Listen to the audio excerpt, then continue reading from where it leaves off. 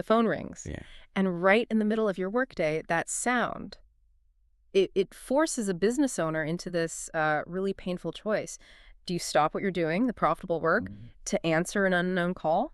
Or do you just ignore it and, maybe lose a customer for life? It feels like a lose-lose situation. It is. It absolutely is. And that's really why we're here today. We're looking at a way to just remove that choice completely. Imagine an assistant who is, always polite, always on, handles all the bookings, the client lookups, calendar checks, and just doesn't make mistakes. An AI voice receptionist that is, well, basically perfect. So today, we're doing a deep dive into the actual blueprint for building that very system. And this isn't just high-level theory. This is part one of a technical guide. The foundational steps you absolutely have to take before you even think about writing a single line of code. Right. Our mission here is to really understand the logic, the architecture that lets an AI manage the chaotic reality of a human conversation. We're laying the foundation today, focusing on why voice is so much harder than text, why you have to plan first, and the three key components of the AI's, its nervous system, you could say. We're going to start by tackling that core problem, the nonlinearity of it all. Then we'll get into the mandatory paper-first rule, break down the roles of VAPI, n8n, and the MCP server, and finally we'll lock in what the guide calls the golden rule for hiding those awkward technical delays. Okay, let's unpack this blueprint. So when we automate something online, like a form or a checkout process, there's a structure. It's always step A, then step B, then C. That linearity is a luxury we just don't have with voice. Voice is messy. What is the biggest hurdle that voice throws at a system like this? Oh, it's the total lack of linearity in human speech. I mean, when you're dealing with structured input, you're using what are called rigid state machines. Yeah. The AI knows what state it's in, and it knows the next three possible steps. It's predictable. Right, there's an expected flow. But on a phone call, there is no expected flow. A customer will call to ask about your refund policy, and then mid-sentence, they'll interrupt themselves. They'll say, oh, wait, before I forget, can you cancel my appointment from last Tuesday? And that is a massive conversational leap. You're jumping from a simple question to a complex calendar modification in like a split second. They're going from 0 to 60 and back to 30 in an instant. Right. If a standard chatbot tried to handle that kind of spontaneous jump, the whole script would just break. It would completely fail. Yeah. Because the AI doesn't just have to process the new question. It has to hold on to the context of the old one, register the interruption, do the new task, and then, and this is the hard part, pivot back to the original topic, the refund policy, without you prompting it again. And that demands a much smarter, more predictive model. Exactly why the system architecture has to be so robust from the start. So why does the nonlinear nature of voice conversation demand a totally different approach than, say, a standard website chatbot? Well, the long and short of it is, voice requires planning for constant interruptions and conversational context switching. Okay, so if the challenge is that kind of conversational chaos, then the solution has to be rigid planning. The source material is very clear on this paper-first rule. It sounds like the most common fatal error is just starting to code too soon.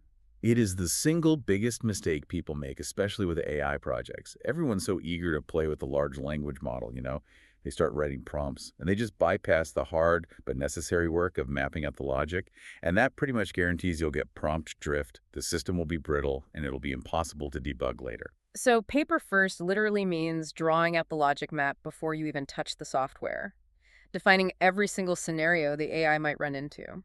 Exactly. And you have to be meticulous about it.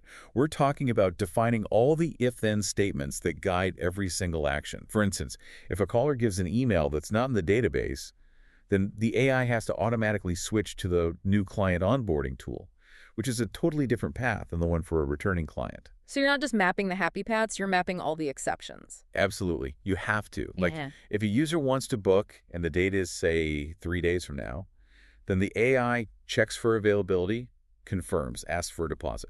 Simple. But if the user requests a booking for tomorrow, then the AI has to interrupt and state the emergency surcharge policy before it even checks the calendar. You have to define all those precise little scenario-based branches.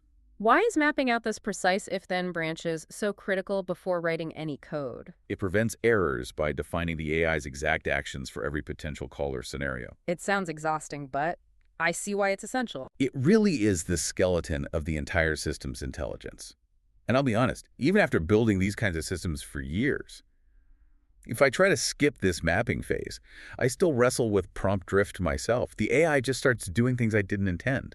all because the logic I gave it wasn't precise enough to cover some weird edge case. It's a discipline you just can't skip. Okay. So once we've mapped out the chaos of human speech and playing the logic, the next step is building the infrastructure. Let's talk about the three core components. We have the voice, the brain, and then the menu that connects them. Right, and this is the genius of what's called a decoupled architecture. So first you have the front of house, that's VAPI, the voice interface. It's the personality. It handles the listening, the transcribing, understanding, and speaking back. It needs to be fast and friendly. And then we have the kitchen, which is doing the actual work. That's n8n in this case. Exactly. n8n is the workflow automation engine. It's the brain behind the scenes. It's responsible for connecting to all your external tools, your Google Calendar, your client database, whatever you use. When VAPI needs to do something, it just asks n8n. Okay, and now for the really crucial piece of architecture, the bridge between them, the MCP server, the Model Context Protocol. Think of the MCP as the menu. VAPI, the front of house, needs to know what dishes the kitchen n8n can make. So the MCP just defines the tools. It tells VAPI, hey, we have a tool called Book Appointment. It needs three things: client email, service type, and date time.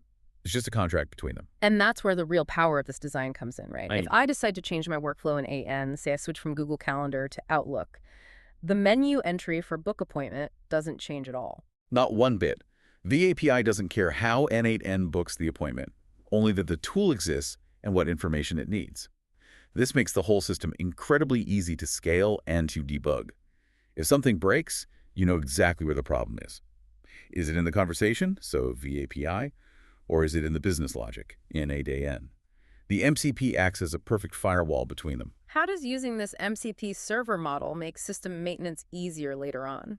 MCP decouples the voice interface from the backend, which enables super easy updates. So with that architecture defined, now we define the personality. The system prompt is basically the employee handbook for the AI.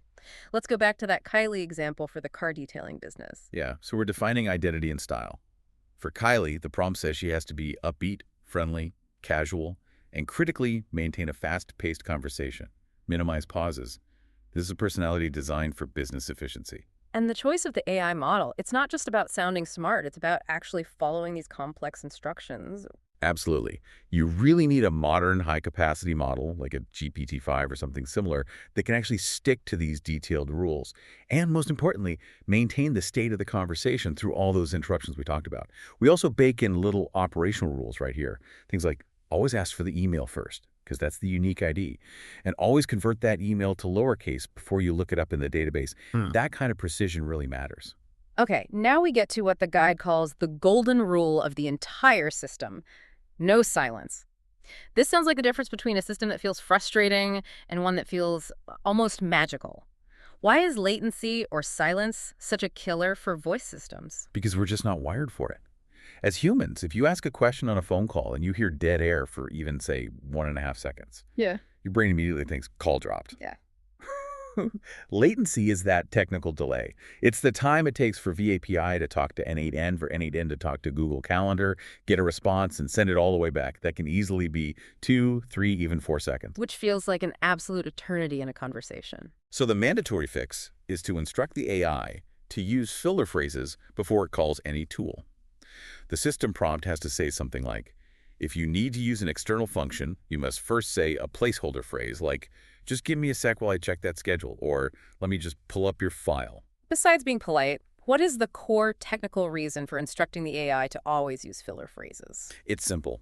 Filler phrases are required to mask the data latency and prevent perceived dropped calls. So that little phrase, just a sec, it perfectly masks that technical delay.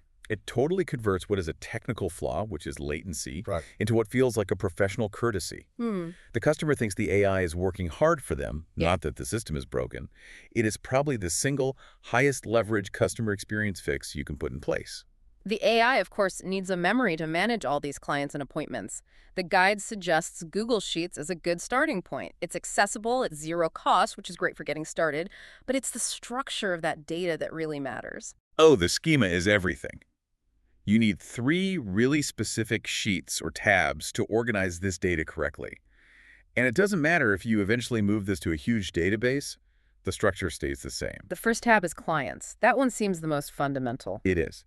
And the rule here is that the primary key, The unique identifier for every client has to be their email, not their phone number. Phone numbers change, people share them.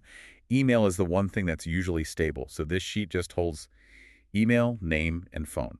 Simple, clean, crucial for lookups. Then the second tab is the appointment log. This is where it gets a little more complex. Right. This sheet records everything about the booking. We need the email so we can link back to the client, the appointment type, date and time, and any notes. But the single most vital, non-negotiable field in this sheet is the ID, and that ID must store the Google Calendar event ID. Why is it so essential to store that Google Calendar event ID in the appointment log? Because if you don't store it, you create a huge problem for yourself down the line. What kind of problem? Well, the AI can successfully create an appointment, no problem. But then the customer calls back a week later and says, hey, can you change that booking to Tuesday? And if you haven't stored that specific event ID, the AI has no way to find the original event in Google Calendar to modify it or delete it. It's one of memory. It's like creating data it can't manage. Storing that ID closes the loop. It enables full management of the appointment. And the third sheet is the call log. This one seems like it's more for the business owner than for the AI. Exactly. This is pure business intelligence, not system memory. It's the post-mortem. It just tracks the date, a quick summary of what the customer wanted, and the outcome. Did they book? Did they just ask a question? Did they hang up?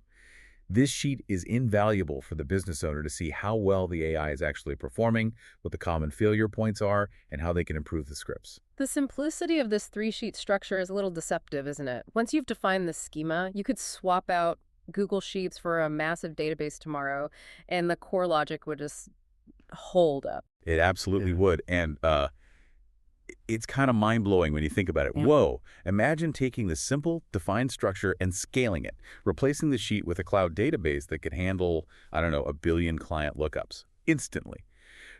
The architectural blueprint we're defining here is resilient enough to handle that kind of scale, just because the relationship between the data is so perfectly defined from the start. Okay, so last piece of the puzzle. We have to ensure that the actual connection between VAPI and n8n is fast, but also secure. This happens when we configure the MCT tool in the VAPI dashboard. Right.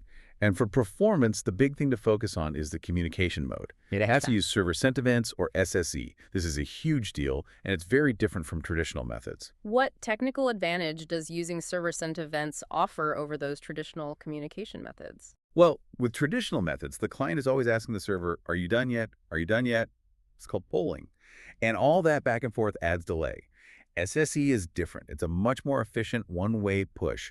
The server just keeps the connection open, and it instantly pushes the response back to VAPI the nanosecond the data is ready.